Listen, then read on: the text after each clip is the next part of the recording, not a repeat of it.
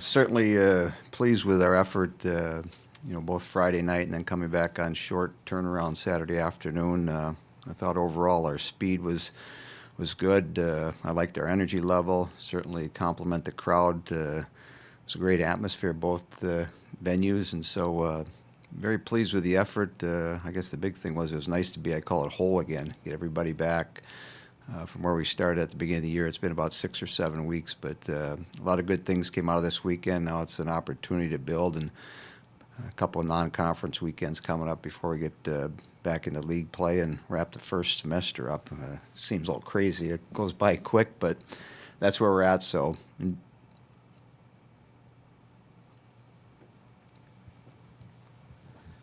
I'm not sure you need to have Emily out of the lineup to know how valuable she is, but having gone without her for a few weeks, what does having her in the lineup mean, just tactically, for the way you guys play?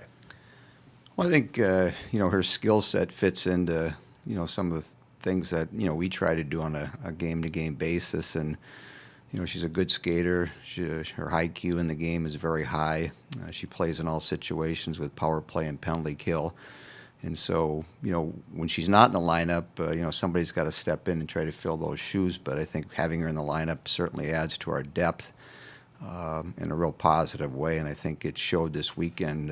Most of the Friday and Saturday's game, we played four lines, and it's tough to compete when a team's able to do that and keep the energy level up and keep the speed up. And so having her in the lineup is a very positive thing. I know she was excited to get back.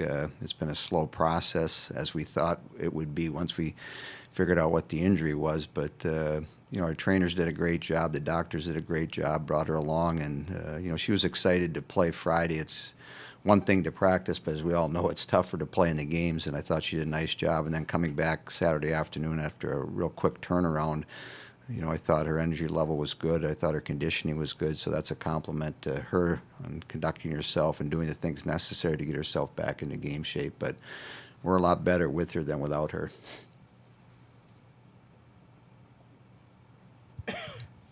Between you and Katie, if there's 900 coaching wins, a couple Olympic jobs on the benches this weekend, what's it like having someone like that on the other bench? She knows how to get her team playing at high levels. Yeah, I mean, you know what you're going to get. You're going to get a well-coached team, a team that plays, probably a lot of ways in how we play as far as trying to play the game fast and doing things the right way. When I think of Harvard, I think of a lot of memorable games. I remember when I first got into the business and I went up to Duluth to watch the Frozen Four. That was a long time ago. And Harvard at that time was, the cream of the crop. And they had some wonderful players. And, it was like, wow, they're really good. And so, she's been there for a long time, has run a really classy program. Got an opportunity, like I did, to get a chance to coach our elite players in Olympic Games, and so we'll be challenged. It'll be a difficult thing. The most memorable game, I guess, when I think of Harvard and Wisconsin, is at the Kohl Center, and a game that lasted, 5 or 6 hours, went into 4 overtimes. I remember coming in between the third and fourth overtime. We ran out of all the things that you want players to have during intermission, whether it's Gatorade or whether it's water, whatever nutrition-wise. But we ended up having Skittles in between the third and fourth overtime, and it must have worked. We went out, and Janelle Zog ended the game, well after midnight. So a lot of good memories between Harvard and Wisconsin. I'm sure we'll see some great games this weekend.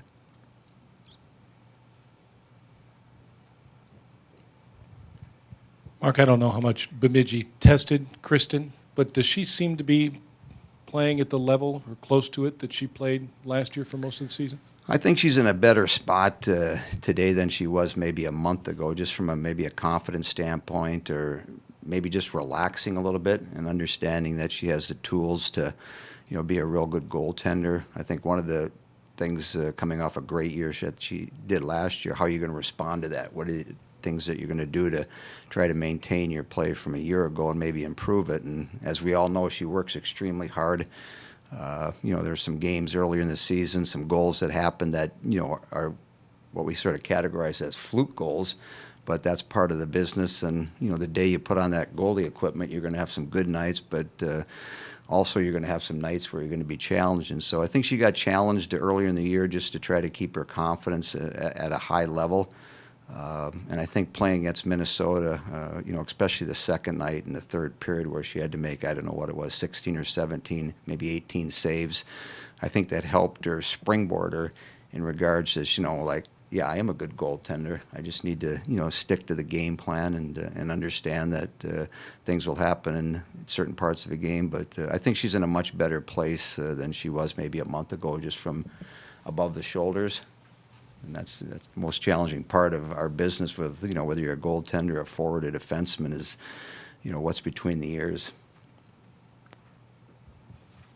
Can you assess your play in the first period this season and how important it is for you guys to come out and make sure you're dictating the way the game's played and getting yourselves ahead of, even if it's not in the score, getting your team playing the way it needs to play? Yeah, you compliment the players on that. We talk about trying to get off to good and quick starts. And I think the way we practice and the way the players commit themselves to practicing probably helps in that area. Certainly playing at LeBon, and I know they enjoy coming on the ice. The crowds are energetic, and so it's important. I mean, especially in our game, if you can get off to a good start, if you're fortunate to get a goal in the first 8 or 10 minutes, it always creates energy, and you can build off that. So players have done a good job of that, and we just need to continue to make progress and make improvements and try to become stronger as we go through the next couple weeks.